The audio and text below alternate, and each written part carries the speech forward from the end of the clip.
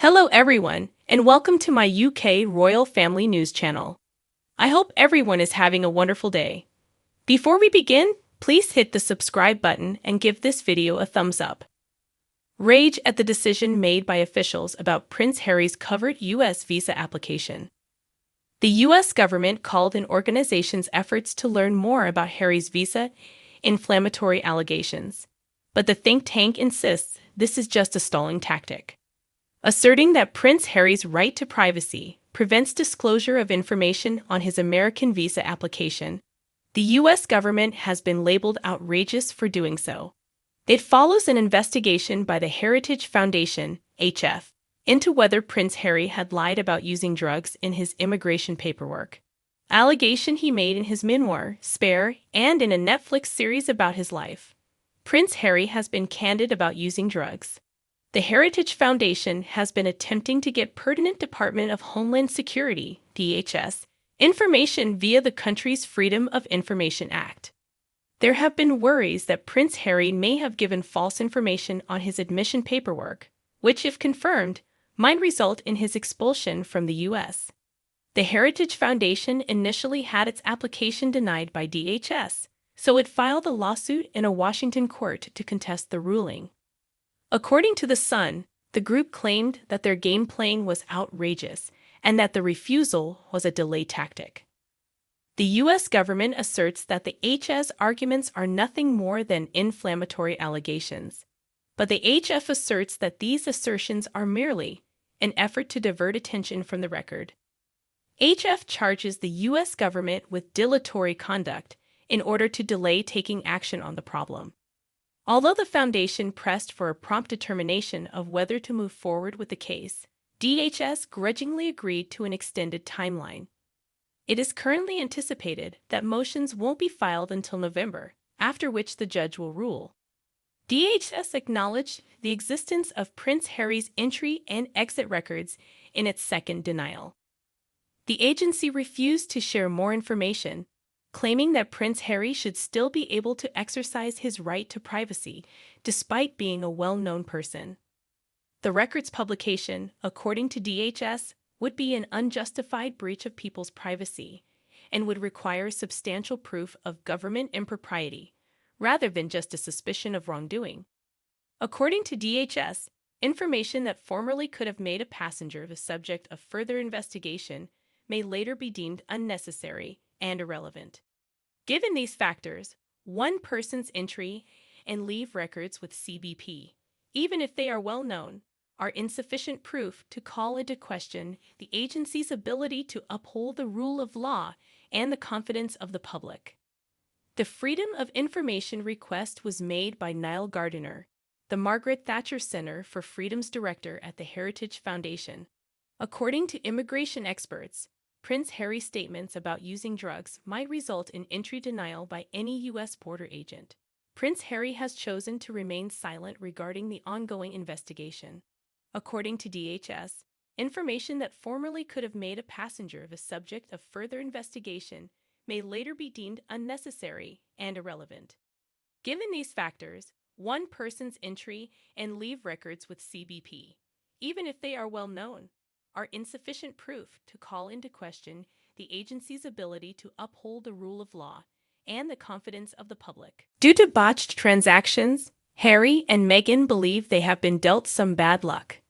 Meghan and Harry struck arrangements with both Spotify and Netflix before stepping down as senior royals in 2020, but both ran into trouble. Due to a string of failed business ventures, Prince Harry and Meghan Markle believe they have been bad-luckied. After just one season of Meghan's podcast, Archetypes, the couple's lucrative Spotify arrangement was terminated. The couple's company, Archewell Audio, claimed they had mutually agreed to part ways in a joint statement with the streaming juggernaut.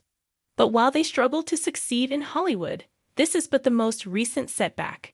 Meghan and Harry struck arrangements with both Spotify and Netflix before stepping down as senior royals in 2020, but both ran into trouble. The pandemic had a severe impact on the couple's attempts to launch themselves as global do-gooders, according to Daily Mail columnist Alison Boshoff. Inside information about their ideas and pitches has surfaced since the announcement of their separation from Spotify. Taylor Swift reportedly declined Meghan's request for an appearance on her podcast, dealing the princess another huge blow. In order to conduct interviews with foreign leaders, including Russian President Vladimir Putin and former U.S. President Donald Trump, Prince Harry is said to have had some questionable podcast ideas. The pitch was claimed to have struck individuals as questionable at best, because the majority of the men haven't discussed their childhood or given many interviews. The couple had previously experienced some setbacks at Netflix when Meghan's first program, Pearl, was cancelled while it was still in development. The Duke and Duchess have only published their docuseries, which was launched last year, since signing the contract. A year after moving to the U.S., they made one of their most contentious decisions when they gave a candid interview to Oprah Winfrey. But Ms. Boshoff claimed the pair thought the interview was overshadowed by the failing health of the Prince Philip, who died soon afterwards. Similar events occurred with Meghan's podcast in September, when it had to be suspended due to the passing of Queen Elizabeth. Netflix has assured fans that their exciting journey with the Sussexes isn't ending anytime soon, despite their recent string of bad luck. The historical relationship between the royal family and Formula One, from King George VI through Prince Harry. The royal family has always maintained an eye on the quickest spectacle in motor racing, from the beginning of F1 on a windswept airstrip until the present. The 74th edition of the Formula One British Grand Prix will take place today. Taking place at Silverstone, the race will draw tens of thousands of spectators who are eager to see if Sir Lewis Hamilton, George Russell, or Lando Norris can slow down Verstappen's onslaught. It's also possible, albeit unlikely, that some members of the royal family may be present to see the grid speed off into the distance. After all, it wouldn't be the first time Britain's most illustrious family had dabbled in racing. The first British Grand Prix was one of the Formula One events that King Charles and the late Queen Elizabeth II attended. The sporting-obsessed Wales family will probably watch the event from the comfort of their home, allowing the entire family, including young Princess Charlotte and Prince Louis, to take part in the excitement. The first Formula One race, the British Grand Prix, took place on May 13, 1950. Similar to today's event, thousands of spectators went to a windy Northamptonshire corner to see the best drivers compete. However, there were no grandstands or barriers to keep spectators safe. All that was available to them were a few hay bales.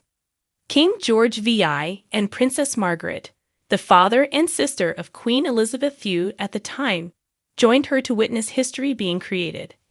In the 1960s, King Charles was the next to experience the fastest racing series in the world.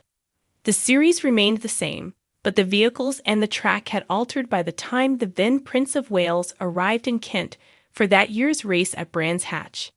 Brands Hatch and Silverstone hosted the British Grand Prix alternately during the 1950s, 1960s, 1970s, and 1980s.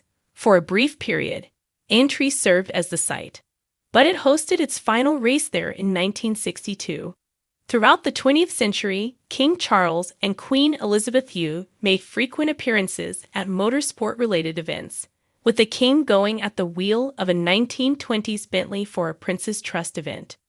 Princess Diana, Prince William, and Prince Harry took turns representing the royal family in racing at the end of the century. Princess Diana handed the winning trophy to Damon Hill at Silverstone in 1994 after he outlasted Michael Schumacher and Jean Alesi. Prince Harry attended the 2014 Abu Dhabi Grand Prix to see the battle between Nico Rosberg and Lewis Hamilton, while Prince William tried go-karting. Prince Harry was even closer to the action. Prince Harry used the Mercedes Cruise radio to congratulate Lewis on winning his first world championship since 2008 as he crossed the finish line to clinch his second world championship. The Formula One British Grand Prix is still one of the top races on the calendar and is one of the few events from the original 1950 schedule, along with races at Monza, Monaco, and Spa. Despite the long history of Formula One, the British Grand Prix dates back to 1926 rather than 1950. The actual race took place at the Brooklands Motor Circuit in Weybridge, a suburb of London. People can still stroll around the start/finish straight, where the British Grand Prix legend was born, as the circuit continues to exist. Thanks for watching. If you like this video, so please don't forget to subscribe my channel and don't miss any update.